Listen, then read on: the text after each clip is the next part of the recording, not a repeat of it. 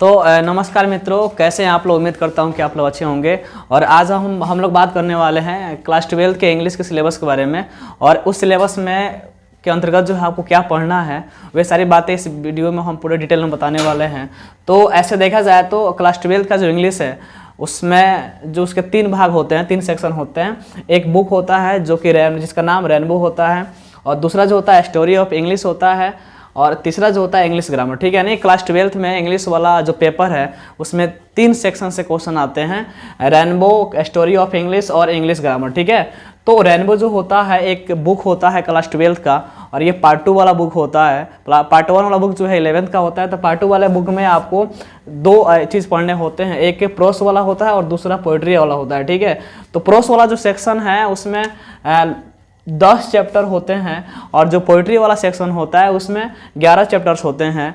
और इन दोनों प्रोस और पोइट्री जो 10 और 11 चैप्टर मिला के ऑब्जेक्टिव जो क्वेश्चन दागे जाते हैं आपके क्लास 12 वाले एग्जाम में, वे 40 मार्क्स के होते हैं। और जो सब्जेक्टिव क्वेश्चन दागे जाते हैं, जो सब्जेक्टिव क्वेश्चन होते हैं, वे आपके 35 से 40 मार्क्स के होते हैं। ठीक है, वही हम बात करें तो स्टोरी ऑफ इंग्लिश जो होता है उसमें 6 चैप्टर्स होते हैं, और 6 चैप्टर्स में से आपको ऑब्जेक्टिव और सब्जेक्टिव दोनों सवाल पूछे जाते हैं। और ऑब्जेक्टिव जो है आपका 10 मार्क्स का होता है, और सब्जेक्टिव जो होता है आपका 5 मार्क्स का होता है। ठीक है, और बात करते हैं इंग्लिश ग्रामर की। तो इंग्लिश ग्रामर में आपको अप्रॉक्सीमेटली जो है ना 20 टॉपिक्स पढ़ने होते हैं, जिसमें से आपको ऑब्जेक्टिव जो है ना 50 मार्क्स का होता है, और 50 पल से होता है, और अब सब्जेक्टिव जो होता है 50 से 55 मार्क्स का होता है। ठीक है, तो यहाँ देखा जाए तो यहाँ पे ग्रामर और यहाँ पे जो बुक है उसमें सबसे अधिक जो ऑब्जेक्टिव वाला क्वेश्चन है, ऑब्जेक्टिव वाला जो क्वेश्चन है सबसे अधिक इंग्लिश ग्रामर के तहत पूछा जाता है।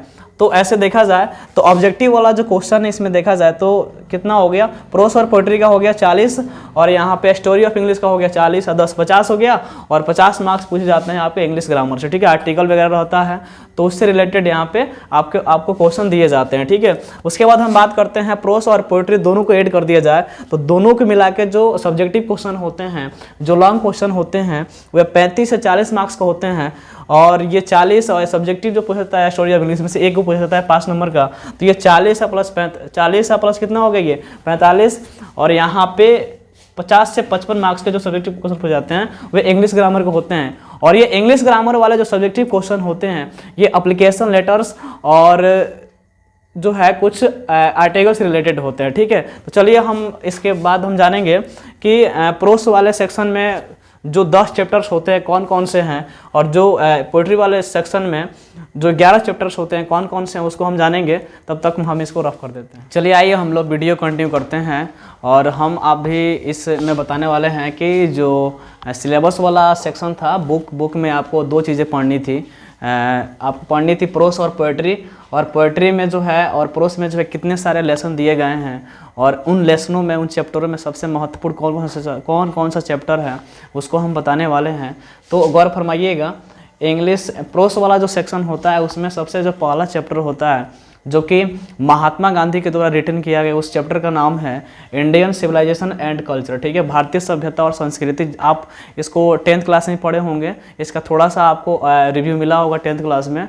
महात्मा गांधी के द्वारा लिखा गया चैप्टर था शिक्षा और संस्कृति।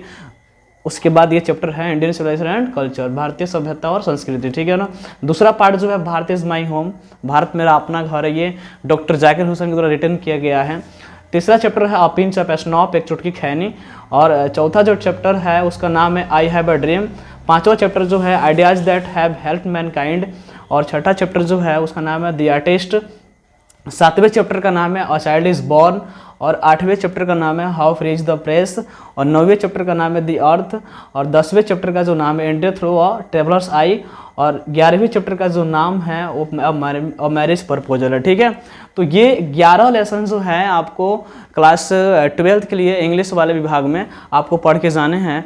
और ये बुक वाले क्वेश्चन की खासियत ये होती है कि इसमें आप स्टोरी ऐसे वगैरह पढ़े होते हैं, तो ये आपके माइंड में हमेशा अवेलेबल होते हैं, ये जल्दी मिस्टेक नहीं होते हैं, और इनसे जो नंबर उठता है एकदम गारंटेड नंबर उठता है। ठीक है, उसके बाद हम बात करेंगे कि जो पोइट्री सेक्शन है उसमें भी 10 चैप्टर दिए गए हैं, और ये 10 चैप्टर जो है एकदम अमेजिंग चैप्टर कहलाते हैं। तो पहला चैप्टर जो है sweetest love I do not go, मेरी प्रियतमा मैं नहीं जा रहा हूँ। दूसरा चैप्टर है सॉन्ग ऑफ माई सेल्फ, और तीसरा चैप्टर जो है now the leaves are falling fast, और चौथा चैप्टर जो है द ओड टू ऑटम, और पांचवा चैप्टर जो है एन एपिटाफ, और छठा चैप्टर जो है द सोल्जर, सातवां चैप्टर जो है आपका मैकेबिटी द मैस्टिकेट, और आठवां चैप्टर जो है द हेमन, और नौवीं चैप्टर जो है उसका नाम है द स्नेक, और 10वें चैप्टर जो है माई ग्रैंड मदर्स हाउस। ठीक है, तो इन चैप्टरों में जो है ये 21 चैप्टर हैं जो आपके बुक में प्रोस और पोइट्री सेक्शन से लिए गए हैं, और इसमें जो क्वेश्चन है, मज़े की बात यह है कि जो एक्सपेक्टेड क्वेश्चन होते हैं वे हमेशा वही आते हैं, और इसमें जो सबसे इम्पोर्टेंट चैप्टर जो होते हैं वे आपके समक्ष हम बताने का प्रयास कर रहे हैं। और चाइल्ड इज़ बॉर्न एक सबसे इम्पोर्टेंट चैप्टर होता है, उसके बाद इंडियन सिविलाइजेशन कल्चर होता है, और इसमें जो है आपका एक और चैप्टर जो होता है जिसको द आर्टिस्ट कह सकते हैं। ठीक है, ये 3 चैप्टर जो हैं बुक वाले सेक्शन में प्रोस में बहुत इंपॉर्टेंट होते हैं, और ये हर एक साल एग्जाम में हमेशा रिपीट होते रहते हैं। ठीक है, इससे रिलेटेड जो है ना वो चाहे ऑब्जेक्टिव का क्वेश्चन हो और चाहे सब्जेक्टिव में इसका समरी जो है ना 100% श्योर हो कि आता ही आता है, तो इस पे आप ध्यान दीजिएगा। दूसरा जो है पोइट्री में शिव टेस्ट आई डू नॉट, दूसरा चैप्टर जो है दूसरा जो सेक्शन है उसका नाम पोइट्री है, और पोइट्री में भी 10 चैप्टर दिए गए हैं, और ये एकदम अमेजिंग होते हैं। इसमें भी जो इंपॉर्टेंट चैप्टर की बात करें तो एक होता है सॉन्ग ऑफ माई सेल्फ, और दूसरा जो है माई ग्रैंड मदर्स हाउस, और मेरा सबसे समझिए कि फेवरेट चैप्टर जो है द सोल्जर है, और ये छोटा भी है और ये इसके चांसेस होते हैं। तो 3 चैप्टर जो है इसमें और 3 चैप्टर इसमें जो है एग्जाम के पॉइंट ऑफ व्यू से बहुत इंपॉर्टेंट होते हैं, और ये बुक पढ़ने से फ़ायदा ये है भले इसमें से बुक वाले सेक्शन से भले ही कम मार्क्स के क्वेश्चन पूछे जाते हैं, लेकिन ये क्वेश्चन जो है हमेशा आपको याद रहते हैं, लर्निंग पावर में समझिए हमेशा सेट रहते हैं। ठीक है, ग्रामर वाला जो क्वेश्चन होता है उसका कोई गारंटी नहीं होता है कि ग्रामर का क्वेश्चन कहाँ से पूछ देगा, और उसमें थोड़ा मिस्टेक होने का भी चांसेस रहती हैं, लेकिन जो बुक वाला क्वेश्चन है यदि आप उसके समरी को या उसके पूरे स्टोरी को एकदम बढ़िया से पढ़ते हैं तो आपका उसका हर एक पार्ट बाय पार्ट याद रहता है, और आप जो है बुक वाले क्वेश्चन को हमेशा टिक करके आते हैं। ठीक है, और बुक वाला क्वेश्चन ही आपको नंबर दे के आता है। ठीक है, तो हमें उम्मीद है कि आपको बुक का जो सेक्शन प्रोस और पोइट्री समझ में आ गया होगा। इसके बाद हम आपको बताएंगे स्टोरी ऑफ इंग्लिश में कितने चैप्टर हैं, 6 चैप्टर उनको यहाँ पे हम लिख के बताएंगे, और जिसको आपको पढ़ने हैं, और इस चैनल पे आपको जो इंग्लिश में एकदम फुल प्रोवाइड कराया जाएगा, और एकदम अमेजिंग तरीके से एक्सप्लेन करके आपको बताया जाएगा, जो कि आपको किसी अनदर चैनल पर नहीं मिला होगा। तो चलिए इसको हम रफ करते हैं। चलिए हम लोग इस बीडीए का जो लेक्चर है, इंग्लिश का जो लेक्चर है उसे कंटिन्यू करते हैं, और यहाँ पे हम आपको बताने वाले हैं कि स्टोरी ऑफ इंग्लिश जो होता है उसमें मुख्यतः बहुत सारे चैप्टर होते हैं, लेकिन जो बहुमुख्यतः चैप्टर होते हैं वे 6 चैप्टर होते हैं, जिसमें से आपके एग्जाम में सवाल दागे जाते हैं। पहला चैप्टर जो होता है उसको स्टोरी ऑफ इंग्लिश का जो पहला चैप्टर होता है वो हाउ इंग्लिश बिगेन, दूसरा चैप्टर जो होता है इंग्लिश डाउन द एजेस, और थर्ड चैप्टर जो होता है ओल्ड इंग्लिश, और चौथा चैप्टर जो होता है मिडिल इंग्लिश होता है, और पांचवा चैप्टर जो होता है मॉडर्न इंग्लिश होता है, और छठा चैप्टर जो होता है ग्लोबल इंग्लिश होता है। यानी इन 6 चैप्टर को पढ़ने के बाद आपको एग्जाम में जो है ना 10 मार्क्स मिलते हैं, सब्जेक्टिव और ऑब्जेक्टिव दोनों मिला के। ठीक है, उसके बाद हम बात करें कि इंग्लिश ग्रामर में, जैसे कि मैंने बताया है स्टार्टिंग वे में कि इंग्लिश ग्रामर जो होता है उसमें 20 टॉपिक्स होते हैं मुख्यतः, और ये इन 20 टॉपिकों से जो सवाल है आपके एग्ज़ाम में ऑब्जेक्टिव जो है कम से कम 60 मार्क्स के पूछे जाते हैं, और प्लस सब्जेक्टिव भी होते हैं। तो आपको क्या पढ़ना है इंग्लिश ग्रामर में उसको यहाँ पे आप देखिएगा। तो इंग्लिश ग्रामर का जो मोस्ट इम्पोर्टेंट जो चैप्टर होता है, पॉइंट जो होता है, टॉपिक जो होता है उसको आर्टिकल कहते हैं। ठीक है ना, यानी आर्टिकल से रिलेटेड जो है आपके एग्जाम में ऑब्जेक्टिव क्वेश्चन बहुत सारे बनते हैं जो अन और दी से रिलेटेड होते हैं। दूसरा चैप्टर जो होता है पार्ट्स ऑफ स्पीच होता है, जिसमें noun, pronoun, adjective, verb, adverb, preposition, conjunction, interjection ये जो होते हैं ना ये उसमें रिलेटेड होते हैं। उसके बाद नंबर से भी सवाल आते हैं आपके एग्जाम में, सिंगुलर नंबर प्लूरल नंबर दोनों सवाल आते हैं।